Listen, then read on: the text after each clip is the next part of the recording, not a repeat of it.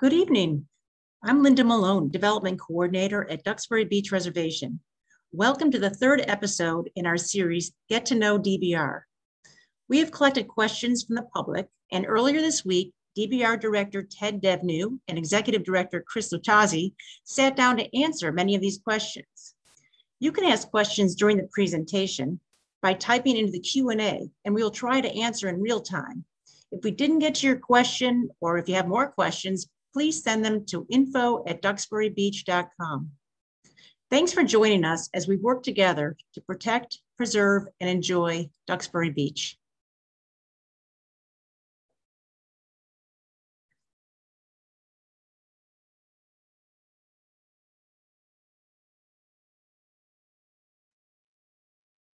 Hello to all, and welcome to the third in our series, Get to Know Duxbury Beach Reservation. My name's Ted Devnew, and I'll be your host once again.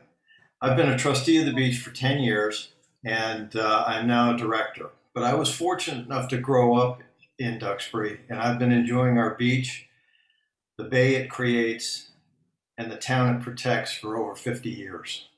I'm joined once again by Cris Luttazi, the Executive Director of the reservation. And in her role, Cris is ultimately responsible for maintaining the barrier beach, protecting the ecology, and ensuring that the beach can be enjoyed by all. It's a really complicated and challenging role. And Cris, you're doing great. There's a lot of balls to juggle. So welcome back. Thanks. And thanks again for hosting. I'm pretty excited to speak about the beach because it's warm, sunny days ahead. So let's get to it. All right. In this episode, we're going to focus on a few topics that generate a lot of questions from interested parties in the beach community, including the Gurnet seawall and the return of the plovers. We also will touch upon the opportunities for community engagement at the beach and how COVID will affect the recreational activities this summer. So let's start with the seawall. What's the beach's reservation's position on the seawall construction at the north end of the reservation along Gurnet Road? Seawall is a bit of a tricky topic, Ted. The science and understanding of hard structures and their impacts has changed considerably since the seawall was first constructed or erected in the 1950s. The constructing of hard structures to stop wave energy was considered a reasonable approach back then. And now regulatory agencies are not encouraging those hard structures like seawalls, revetments, jetties, due to future impacts they have. For example, what happened at the seawall in Duxbury is that the wave energy really eroded the sand, the footings under the seawall, and that's what made the seawall kind of fall down, if you will. So though the Seawall Committee and the reservation, we have conflicting kind of philosophical views on climate resilience, Yep. But the reservation has worked tirelessly with the town to help the seawall community. We supply emergency access over our dunes for a lot of the heavy machinery. Last summer, we gave up a whole parking lot so they could have staging for their equipment while rebuilding those areas. And back in March of 2018, when the storm hit, there's, I think, 3 storms within a 10-day period. When those sections of the seawall were undermined and fell, the reservation offered and provided more than 300 boulders to plug up those holes to avoid the neighborhood from breaching. So all of those efforts to support the seawall community were provided by the reservation at no cost. And the reservation intends to continue to partner with the town in activities that'll help preserve the barrier beach in a scientifically reasonable way. Okay, so thank you. How's the seawall actually affected the beach reservation to date, and how will further construction potentially affect the beach in our efforts to restore and maintain the beach? I wonder if folks actually realize that the reservation abuts the seawall. The southern end of the seawall, the way that it was constructed, it abruptly ends at a 90-degree turn, end, if you will. And when that happens, there's something called terminal scouring. That means the water velocity kind of picks up speed and digs out which is really the reservation's property at the end. That makes sense. So it comes straight down and then hooks and abrupt. Normally you would have something angled, something that has a slope to it. Since there is no slope, the water just comes down and rushes around the end. And when it does that, it continuously digs out the dune that's there. So that's one kind of impact that we worry about. But the bigger one, we need to take a quick step into an oceanography class and to understand that there is always sediment transport. That means that the water and the sand are continuously moving. And those coastal currents or longshore transport in Duxbury Beach, the way that they travel is from north to south. And over the decades, everything north of the reservation property has been armored. Seawalls, revetments have gone up. And those hard structures interfere with that natural sediment flowing. So what happens south of those areas, it's called sediment starvation. And there's eventually loss of beach that's down current. So when folks say, why isn't there a lot of sand on the reservation beach? The answer is because there's not a lot of sand moving through the system anymore. So regulators now are requiring when folks get permits that they include some beach nourishment in their proposal, because what they're looking to do is look at the entire system. When you look at a project, if you look site specific, you're not looking at the impacts to the adjoining sites. And now that's why the regulators are saying, if you're going to do work on a hard structure, there needs to be a sediment portion of that project as well. Okay, so that's all reasonably, I mean, that's all complicated stuff. So what do we think the next steps for the reservation are with regard to the seawall? Well, we're going to continue to participate in discussions and support any of that sand nourishment projects that the town may propose in the area. And we're going to focus on figuring out how to minimize that terminal scour that happens at the end of the seawall and see if there's something we can do on our property, as well as make sure that if there's anything we can do to diminish that lack of sediment that's coming through, that will be involved in that as well. The nice thing is that the town and the reservation both work with the same consultant, Woods Hole Group. So we're not having conversations in a vacuum. We're looking at it with the town planner for Duxbury as a region. And that's going to benefit kind of all of Duxbury and surrounding towns if we don't look at it site by site, but how does this one thing impact another site? Okay, so, well, let me go backwards then a little bit. What would the reservation, you know, how would the reservation protect itself if there were no seawall there? Well, there's definitely a huge difference between the two properties, right? Right. The neighborhood has homes. We don't have building structures to protect. So that's why the reservation, when we work to protect the barrier beach, we know that sand is always moving, right? You know, when you stand in the water for a couple seconds and all the sand gathers around your feet, it happens in an instant. So that's happening continuously. Barrier beaches always work the way mainland. It'll be, you know, eons or maybe a little bit less than that, centuries before we can actually see some large movement, but the sand is continuously moving. What the reservation does to protect the beach is that we understand the landform, anticipate the changes, and then plan accordingly. So as they're always shifting, what we look at are coastal resiliency projects. It's kind of a key way of saying that the goal is to make sure the barrier can adapt quickly to any kind of foreseen changes, which would be storms. Frequency, intensity of storms are increasing now, and be able to withstand those storms and then recover quickly. So we identify the vulnerabilities, figure out what climate change might do, and then we work to develop models. What folks probably don't understand is our crossover project that we just did 2 years ago between crossover 1 and 2, huge dune. But that dune actually wasn't just one design. There were 10 different segments of that dune to create the natural dune that you're seeing. So there's a lot of modeling, a lot of science that goes into where that sand is actually placed. Okay, well, that's once again, I ask simple questions, and the answers are always very complicated. So I appreciate the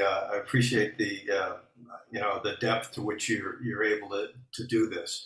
So let's change topics, Okay. and we'll go to the second always controversial situation or questions, which is about the piping plovers, the birds. Great. As DBR is the owner of the habitat where listed species nest. We are required I know that we're required by state and federal regulators to protect the plovers.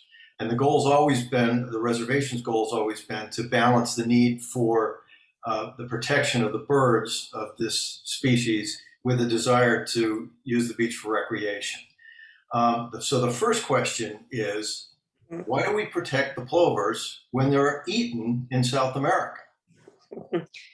The old, why do we raise plovers on Duxbury Beach so they can be eaten? Right. If I had $10 for every time I had that question, I would have a lot more money. It keeps coming up, right? So we might as well use this forum to get it out. That's great. The term plover, folks should know, simply means plump-breasted shorebird. And there are actually 36 species that fall under plover category. The piping plover is one of the smallest that nest on Duxbury Beach. And first of all, they only fly as far south as the Bahamas and Cuba. So they're not in South America. They don't get to South America. No. But the adult plover weighs about 1.7 ounces. That's with bones and feathers included. So it's one of the smallest. There's the largest plover is actually on the beach as well. That's the black-bellied plover, which is about 8 ounces. So when folks see the word plover on a menu in another country, it's not the same piping plover species that we've seen. But can I add a little point to that though? Sure. We just had a really unique visitor that came to Duxbury Beach last week. It was the European, my brain just left me. It was a European plover. And the interesting thing about that is that it hasn't been seen in the United States except for 5 times. It's never been seen in Massachusetts ever. So last week it's the European golden plover. And we had folks driving in as far as Pennsylvania to come and see this bird. So I don't know if it made it through the winds of last weekend. I haven't heard this morning if someone's seen them, but it just kind of shows you that, yeah, every once in a while, the birds can get blown off course. This was a juvenile, so clearly it didn't have its bearings right, but that's another example of another plover, the European golden plover that's not even supposed to be in the United States and happened to make its way to Duxbury Beach last week. Okay, so if we're not protecting somebody else's delicacy, I guess that's a good thing. Yeah. But somebody also asked about since we're required by the state and the feds to protect the birds, do they offer any funding to help us do that? They don't. The feds and the state don't offer any funding for the bird protection. Sometimes there's grants to do special projects and research, but the general protection that's required, the site owner is expected to pay those financial costs. And the state will issue permits if you can prove that you're following all the guidelines. So for example, Duxbury Beach is considered piping plover habitat. So normally, because it's so long but so narrow, the entire beach is habitat. So normally you're not allowed to drive on the road, the parking lots, on the beach, because it's all their habitat. And our permit says if we do all these things, you'll let us use our property without incurring large fines. So that's one of the ways that we can work with the state and feds to be able to use the property for recreational purposes. Okay. Once again, nothing simple here. How much does it actually cost to protect the birds? And do we use any taxpayer money to do that? Well, the The best answer is to your last question is no. The taxpayers don't pay. Okay. The town that leases the beach, and it raises that money for leasing by selling stickers to residents and non-residents. The stickers pay for the lease, and some of that lease money, the reservation then turns around and pays for bird protection. Okay. Sorry to interrupt. So the birds, so the town leases the beach, but the money that the town gives the beach to lease the beach is in part used by the reservation to protect the birds. Right, exactly. It's like we wouldn't be able to lease the beach and let the town sell stickers unless we protected the birds. So we take that money from the lease, and a chunk of it goes to protecting the beach, and the other part goes to protecting the birds. Okay, so there, some people have said that Massachusetts has the largest plover population on the East Coast. Are they ever going to stop being protected?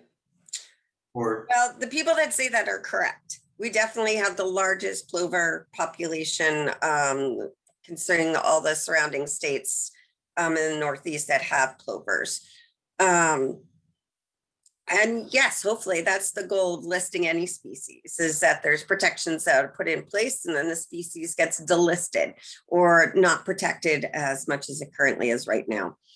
To put some context into numbers, most people have heard about the plight of the polar bear. Not a lot of polar bears left. Habitat is melting, if you will. There are currently estimated 24,000 polar bears. Compared to they're totally different species, there's only about 8,000 piping plovers. So that kind of tells you there's charismatic megafauna, that's what they call the furry big guys, and then there's charismatic microfauna, the small ones, and those are the birds. But in order to get delisted, you have to do numerous things, and not me do, like the state and Fed. So the bird is listed both in the Massachusetts endangered species and on the federal endangered species. And there's different categories. So when you say endangered species, that just means it's on the list as threatened, species of concern, etc. So in order to get delisted, the species would have to have a robust population of adults. It would need to show a consistent, and these are all consistent numbers, right? You just don't want to have a number for 1 year and it drops down. Right. You need to show that there's a lot of offspring or productivity that survives. The population needs to be spread out, not just in one location. Stability of habitat, so it's not losing all its habitat, like polar bears and melting and beaches and getting built on. And all those factors are looked at over a period of time. And then because Massachusetts has done so well with its population, the restrictions actually have been, the regulators have lifted some of or allowed some of those restricted activities, where if we didn't have the permit, we would still have to follow all of the restricted activities. So there has been some leniency in Massachusetts because the population has done so well here. Okay, so excuse the editorial comment, but it doesn't look like they're going away anytime soon, or they're going to get delisted anytime soon. Well, we don't want them to go away anytime soon, right? Because that would mean the numbers would go to zero. But, okay, well, yeah. Can we move? Have we tried, or can you move a nest from one location to another to kind of clear the way? What's our position on that, or what's the science behind the ability to move it, or the ability to dissuade, if you will, the birds from using a particular area for habitat? The answer is yes, you can move a nest. The only problem is that it's only by a couple feet. So it's a small distance, and our beach is so narrow that if we moved it, it's just going to come into another area. It's not going to actually increase the access. So if you have to have, for example, you're supposed to have a 50-meter buffer around every nest. 50 meters? Yes. And if we did that, we would be across the road. We Right. would be into Cape Cod Bay. We'd be into Duxbury Bay. Because Right. in some places, we're barely 50 meters wide. Right. So if we move it 5 feet, we're still going to be in kind of that 50-meter buffer. So that's why we have the monitors. So, we don't have the 50 meters, but we have someone that's always constantly watching. Because if we did have the fencing for 50 meters, the entire barrier would be literally from east to west would be knocked off. But your other question was about dissuading nesting. We Right. can, but only in small areas. So there's a maximum amount of space that you can dissuade. The problem is, well, not the problem, but the challenge is we're talking 26 pairs and 4.5 miles, over 200 acres. So you have to decide where you're going to dissuade them. Or if you dissuade them there, where are you going to move them to? Because if you push them off one area, you're going to run into another area that's just as problematic.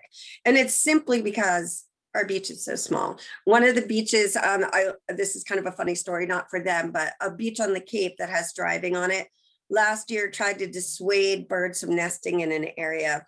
And they put down sand fencing with the slats, thinking that the birds wouldn't nest there. The bird actually nested in between the slats in the sand. So then they started to use plywood. But how many sheets of plywood can you put out? And then when the sand blows, it blows on top of the plywood. So folks are trying it. And, if we have the ability to do it in a place, we would definitely take advantage of it. Okay. So we're doing basically everything we can possibly do to manage these little guys, reasonably, so that so we can create as much access as possible. Sounds like we do. We even have we had replicated habitats on the west side of the road, on the bay side after high pines, trying to encourage birds to nest there because their foraging habitat was so close on the bay side. And it turns out they crossed the road in the other direction for absolutely no reason, except for, I don't know, chalk it up to curiosity. So even though the perfect habitat, perfect food source, don't need to go anywhere, they still cross the road. So that's why we're not utilizing those, because we don't want to create another situation where they cross the road. So the question still remains unanswered. Why did the plover cross the road? It just multiple times in multiple directions. All right. So how many pairs are out there right now? I mean, as of today? We're up to 20. 20. Okay. So and how's that relate to years past? We're averaging between 24 and 26. So we got a little ways to go, maybe. Yeah, maybe. Okay. I mean, they do have site fidelity. So that's just a fancy way of saying they come back to the same site, almost to the same location year after year. Wow. Okay. Time to go to topic 3. Okay, great. Okay. Is it easier than the first 2? Maybe. Yes, they will be. We do get requests from the community and corporate organizations about group projects on the beach. Is there anything? Is this something we try to encourage? Can you give us some examples of group projects that have been done? Absolutely. So that's a big resounding yes. We definitely encourage groups, large and small.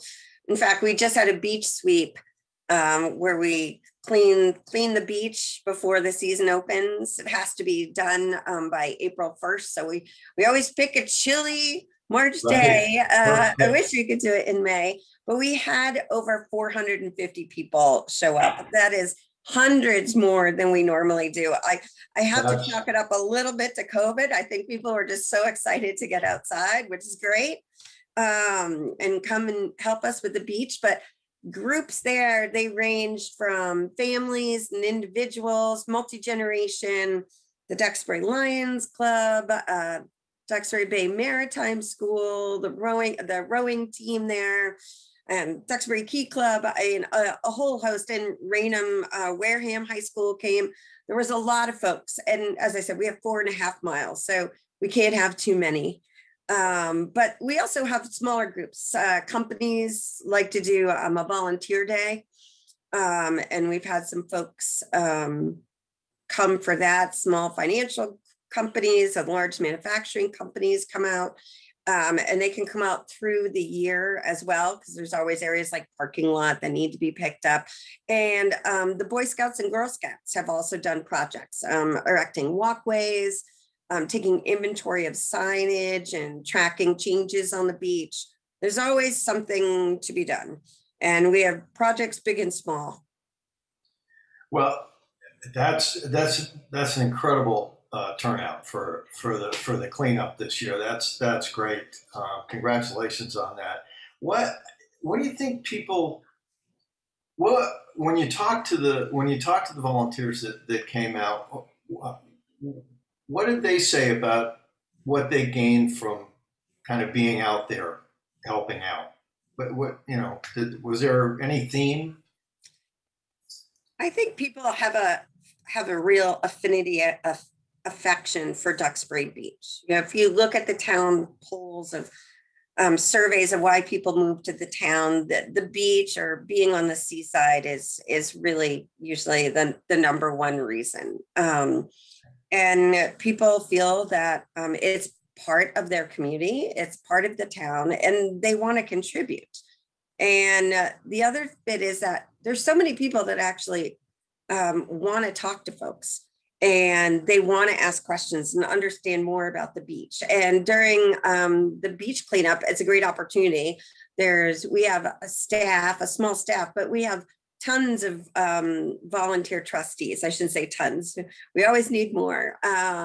But there's over 24 folks that have worked on the beach from 3 years to 30 years. And they're just a vast knowledge of information, historically, as well as why do we do the things we do? I mean, that's why we have these talks, so people can understand there's a thought process behind it, and this is why we're currently doing it. But by volunteering, people have an opportunity to learn more and be more a part of Duxbury Beach. And I think that's what's currently happening. And it's pretty exciting.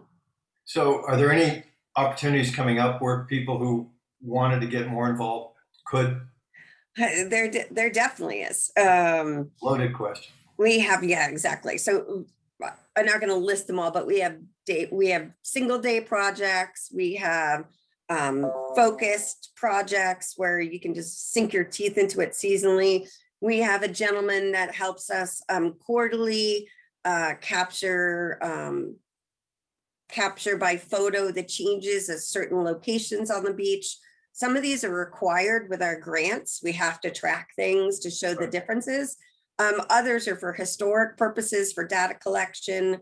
And then also we have obviously committee assignments. If you really want to sink your teeth into it, they meet every other month on a certain topic on the beach, ranging from ecology to facilities and maintenance. And then of course we have our big fundraiser coming up on September 11th. So I hate to say in May, because that's literally, 2 weeks away, less than 2 weeks away, but we'll be starting all the planning for that. And that's a huge volunteer operation. We wouldn't be able to pull off our events without them. Okay. Thanks again Sure. for that. So anybody who is looking, some of this stuff is obviously on the website as well. So you try to drive some people there to answer some questions. Okay, topic 4 and last topic. Okay. COVID. Is COVID going to affect the recreational use of the beach this year? Well, even though we're making strides with vaccinations, obviously COVID is very much still a fact of everyday life. And the short answer is currently right now, we have all the restrictions we had in place last year mandated by the governor. So that's distancing, wearing face masks, etc. But we're waiting just like everyone else. I'm hoping that by Memorial Day, some of the restrictions might be lifted by the governor, but it's all kind of a wait and see with everybody else. Okay.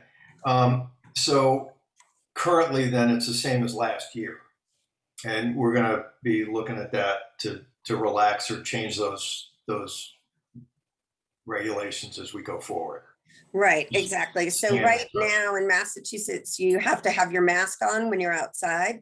So that would be the same when you're at the beach. We're hoping that if you can stay within 6 feet, and people can enjoy a little bit more freedom, but obviously the safety of everybody is the most important. So we'll have all the signs up until things change to remind people what they are. Okay, so many times in the past, we've had the beach available for races and weddings and other events. Do we have a plan yet established for that? Besides the wait and see, I know that the town has limited, if not put a moratorium on all events until Labor Day or till after 4th of July. Right. So that's one piece. The governor has rules about outside gatherings can only be 25 people. So again, we're just kind of waiting to see what's going to happen. We're hoping that our September 11th event is going to go off without a hitch, but obviously we're going to kind of be waiting and hoping, and if we have to change course like we did last year and have kind of our takeout party in a box, we'll think of something new and different to do to get everybody to the beach. Okay, well that kind of wraps up the Q&A part of this. Is there anything else you'd like to add? A couple of weeks ago, the town recreation department under Gordon Cushing took over beach operations on the beach, and the reservation is super excited to work with Gordon and the new beach manager. His name is Ryan Brown, and the new beach operations crew has been working hard to implement changes to ensure that folks have the best experience possible on the beach. So I'm very excited, and I know the whole staff is at the reservation to work with the recreation folks. They're used to having lots of kids and lots of people at their sites, throughout town. So they have a step ahead of other folks. But we're all looking for warmer days ahead. And as you said, if anyone has any questions or concerns or wonder why things are done the way they are, please remember to reach out to us on Duxbury Beach Reservation Facebook or through our website, which is duxburybeachreservation.org. Okay, well, thank you, Cris, and thanks to all of you who have tuned in. We hope you thought it was a valuable use of your time. And if, as Cris said, if you'd like to learn more or you have additional questions, please visit duxburybeachreservation.org. This presentation will be available on our website, and it's also going to be shown on PAC TV. So the next Get to Know DBR presentation will be held sometime this summer. And in the meantime, on behalf of the trustees and the staff at DBR, please stay healthy and safe and enjoy the beach. Thank you very much, all. And Cris, thanks. Thanks, Ted. See you later. Bye-bye. Bye.